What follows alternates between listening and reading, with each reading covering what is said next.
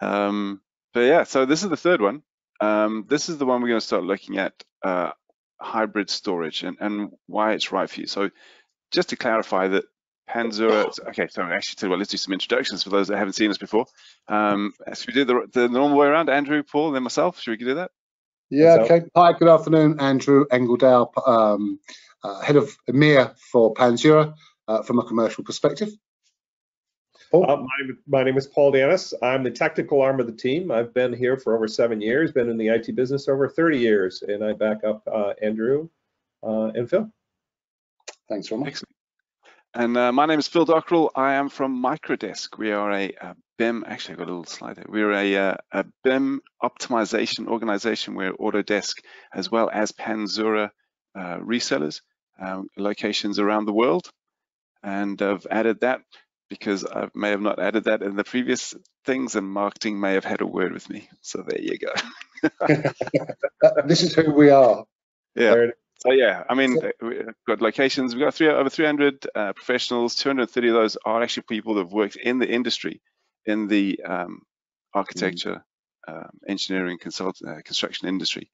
And we've got some real Autodesk superstars, guys that are very, very well respected in the industry. And so we do consulting training. And one of the elements that we also work with is Panzura because of the storage. Which is what we're going to get into today, like hybrid cloud storage. Why do you need it? So we've kind of spoke about this a little bit earlier, and hopefully we're coming. I mean, I say hopefully we're on our way out of the COVID, the pandemic. If not, the way that we work is stabilizing, and people are becoming more accustomed to working from home. However, that has thrown up challenges, and I know, for example, Paul has worked on some projects where literally people went home on the Friday and started working from home on the Monday, and it worked, right? Is that? Yeah, absolutely. It's interesting. Hybrid gives you the capability of being able to separate your users or your servers in different locations. So it really does give that capability. And the example you're talking about is actually out of Minneapolis. This gentleman actually looks at it as kind of an HR strategy. And what I mean by that is he hires the expertise and allows them to stay where they're at. So if they're in Vancouver or they're in London or Abu Dhabi, it doesn't matter. What we can do is we can give them local access to the data that everybody is working with, regardless to where they're at. So it's a rather interesting way of looking at things, right? And technically, from a technical point of view, how does the hybrid part of the hybrid cloud storage, what is that? I mean, is this where people actually have cloud storage already? So they're using AWS, they're using Azure, but by the very physical limitations, I mean, you can spend as much money as you want on bandwidth and things, but by the physical limitations of where that data is stored on the planet and where you happen to be, there will be latency and stuff. So what is hybrid cloud storage? Well, Andrew, go for it. No. It's just interesting. It's even now, after all these years, people still need a definition of what hybrid cloud storage is, and you're much better at presenting that than I am. But it's don't worry. I think the interesting thing is the amount of people that don't know what it is. Actually, okay, yeah, I agree. You know, for me, yeah, I kind of look at the idea of the hybrid cars, right? The capability of running on gas and electricity at the same time. The capability of trying to figure out what is the best resources. So when you're talking about hybrid cloud storage, there is the need for speed and performance. So you do need to have some sort of presence on site, but then also the capability of, especially in the land of COVID, where people are working from home, to give the capability of having that service available for the users where they're at. So by hybrid, I look at the idea of on-prem, multiple locations, but also leveraging things in the cloud. I mean, we have the advantage of having multiple providers out there, and all of them are competing with each other. Amazon, Google, and Azure is a good example, and each one tries to create a stakeholder of where they want to position their data centers and their endpoints. And for us as a community, it allows us to pick the best provider for an individual location. Like for example, if I have somebody in London, South London, for example, I might find the data center that's in Amazon, for example, is going to be 10 milliseconds away from where I'm at. Versus the guy in Abu Dhabi, I may use the Google region out there and share that. That's the idea of hybrid, is really trying to figure out the best energy or the best way of doing something based on where you're at in the situations that you're dealing with at the moment. That's the way I kind of look at it. Andrew, how did I do? I think perfect. We mentioned a couple of times that during COVID, but all the reports that I've seen, and I don't know about you guys, but there's loads of polls going on. Where do people want to work moving forward? What's their preference? Do they want to do this? Do they want to do that? I think it's clear and relatively concise. I think it's something like most 95 or some ridiculous number. I don't know exactly how many it is, but they're saying most people want to spend 2 days at the office and 3 days at home, or something, some hybrid version of working, so that they get the benefit of meeting up with people and having that interaction, but the flexibility of working at home. So these solutions that we're talking about aren't about pandemic response. They're about the methodology for moving forward. So it's not about the here, it's about the future, and that flexibility of, as you say, choosing the right provider in the right location, you know, whether it be Azure, whether it be AWS, whether it be GCP, you know, you can go out and pick the best of each of those for your needs. And that's where we play well. So you're going to use the hybrid cloud storage for your hybrid working environment. Oh, let's see how many hybrids we can get in. We've got about 10 minutes there. Let's see how many hybrids we can get in. Yeah. Okay. All right. Now, the other thing to take into consideration is the fact that Panzura did not invent hybrid cloud storage. Okay, let's skip that on the table right over with them. But they're the best at it. Okay. So Microdesk, my end of this, we're a partner with Panzura, but Panzura was literally built to do this, right? The coding from start to finish. How many different patents are there? There's like 34, 35 different patents. Yeah, 34. Yeah. So basically, you're gonna love this one, Andrew.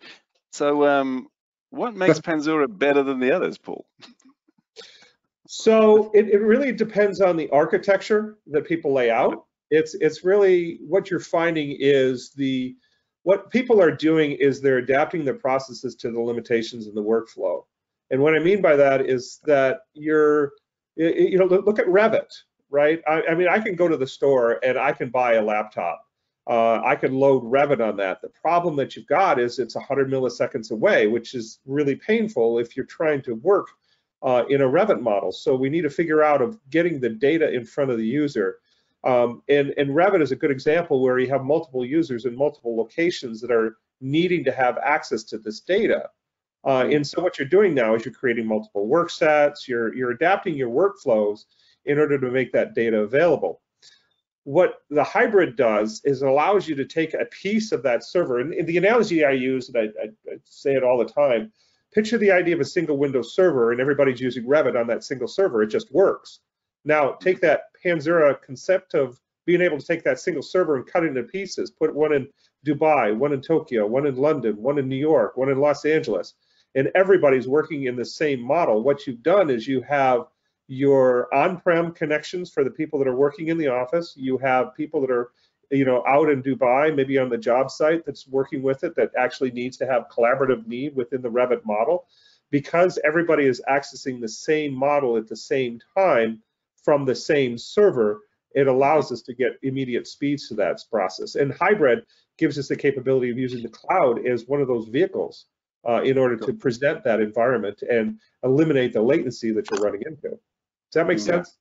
It does, and that kind of goes back to the other episodes where we were talking about latency and collaboration. But I've read some interesting things this week, and one of the things that I read was about people and their delivery times. They were able to collaborate better, and they stopped missing launch dates. They stopped missing project deadlines, and so they weren't incurring these costs anymore because they were because the collaboration, because basically what it does is everyone can, I mean, you're sitting here now, you're listening to this and you think, yeah, no, I can save my file, I can do this. There'll be a delay, I'll go get a cup of coffee, I'll come back in 10 minutes when the thing's downloaded, or it's tomorrow, whatever, that kind of thing.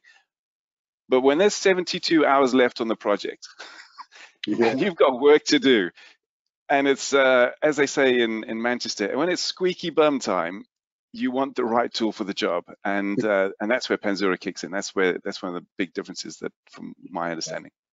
You know, speaking of squeaky bum, one of the interesting stories I hear all the time, is an issue they don't have to deal with anymore, is what I call, I'm trying to figure out that particular term, but I'll just leave that alone. Is that when you're doing a sync with Central, when you are dealing in a situation where the data is so far away. By the way, I have to warn you, I'm working from home today. We can tell. That what happens is, when you're doing a sync with Central, I've seen a lot of times what they're doing is they actually cross their fingers, hoping that all the work they did for the day will actually come through, because unfortunately, Autodesk has this wonderful little message. It's very, very cryptic. It says your model is corrupted, and you don't know what that means, and that means you're working late through the process. Yeah. By having that data, and the reason that you're dealing with that is because of how far away that particular data is.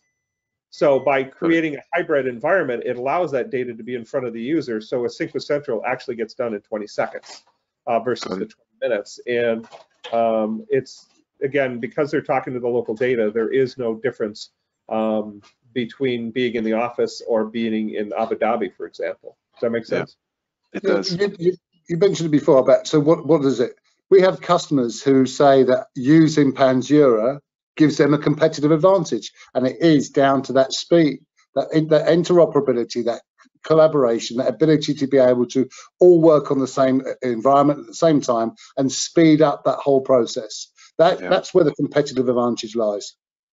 The other thing that really stands out is the managing of the data, and I've got here multiple data sets, and I've got a colleague who's very, very good at tidying up your data. And this is important because when people are frustrated, they'll download stuff, they'll store it locally, they'll make copies, they'll do things because they haven't got time to shadow IT and all that kind of stuff. Drives people crazy. But if you're the person responsible for the data and the consistency of the data, and then the other side of that is when it comes out, when you're trying to analyze it and you want to make informed decisions. If your data is everywhere, it's a mess. How do you structure that? So with Panzura, you have a global file system, which means that every piece of data is accounted for and you know where it is. And then there's other tools as well, if I'm not mistaken, it's like deduplication. We talked about compression and things like that. So this is a way of, so not only with the Panzura solution, with the hybrid cloud storage, not only are you having the most relevant data close to you as possible, so you can work on it and collaborate as if you are actually in the office, but it's actually tidying up your data as well. So everything's organized, neat, tidy, and in the right place. Efficient. Absolutely. Yeah. I kind of felt like I should have, there was more of a point that I could have nailed there, but I kind of missed it. No worries. That's fine. And the other thing that I did want to bring to attention is the need to minimize risk and disaster recovery. So this is critical now. Like today's current trend is the hackers are attacking English schools in the UK. I mean, they're attacking everything anyway. I read a really interesting article about ransomware hackers, and these guys grew up really poor, had no money, no nothing, learned how to code, and are now making millions. One of the most dangerous places in the world, they figured it out, is there's near a data pipe that comes out of the ground in Romania someplace, and everyone around there, they're all like world-class hackers, and they figured this out because the amount of Italian sports cars that were being delivered to this very rural area of Romania, they were like, okay, well, what's going on here? So you kind of follow the money, right? So ransomware is huge. It's not a case of if, it's a case of when. So your disaster recovery plan not only has to incorporate that, but you've probably got some sort of cyber insurance policy as well. So you need to adhere to these different things. And the need to minimize disaster and risk. I mean, I don't think anyone does it better than Panzura. The logic behind it, the technology, the patented solutions behind it are fantastic. And I'm sorry to set you up there, Paul, but have you got like a 2 minutes to go over backups? Because you mentioned last episode that you don't need to do backups anymore, which I thought was a really strong comment, a really bold comment. Yeah, it's basically how the system is actually built from the ground up. What we do is every single minute we take, and I use the term kind of loosely, a snapshot of the delta difference. We deduplicate and compress every single bit of data at the block level, which means a Word document could look like a PowerPoint, can look like a Revit document in some regards. So what we're doing is every single minute we're taking a snapshot of that data and we're moving it off into the cloud. The user doesn't see this, they just see a server in the office. But because of that snapshot, what it does is effectively allows us to create a snapshot down to a single minute from the beginning of time. So any particular file, as far back as I choose to protect it, is going to be available because that's fundamentally how it works. And the key benefit of that, obviously, is it eliminates the need to having complex infrastructure of replication and backup and disaster recovery and all that stuff because of how system has been designed. Got it. And that has obviously a knock-on effect in the cost, because you're not having 3 separate environments, you're having one single solution. So the pricing then drives down to about 1/3 of the cost that you would normally see on a like-for-like scenario. And again, from a hardware point of view, you now don't need to refresh your NAS storage. So if you are tied into some horrific deal where every couple of years you're doubling your costs, I mean, and data proliferation, I mean, how much more additional data has been generated in the last 12 months as your organization, and how are you storing that? How are you backing that up? How important is it? So, one way, isn't it? Yeah, so using the cloud is critical. Everyone's got complete faith in the cloud and how it works. We know that AWS and we know that Azure and Google, these are all fantastic platforms to use. And we complement that. We can speed everything up and make it better than what they're offering. I mean, there are tools that AWS and Azure have in place, but you can, again, we still complement the different tools that they're using. It's a whole different question. That's a whole different presentation session. Making the cloud fast.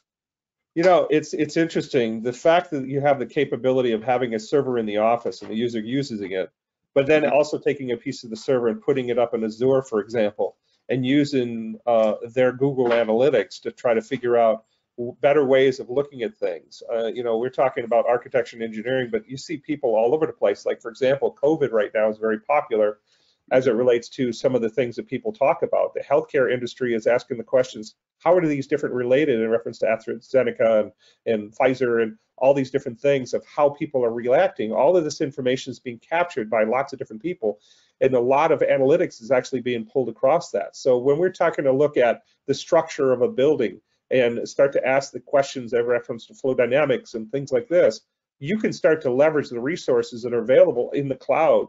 This is why they're here. We actually use the storage capability, but adding that hybrid environment and putting a server in the cloud and giving the capability of asking the questions, what if, gives you some real power to this process, right? More than just a storage. Yeah. Great.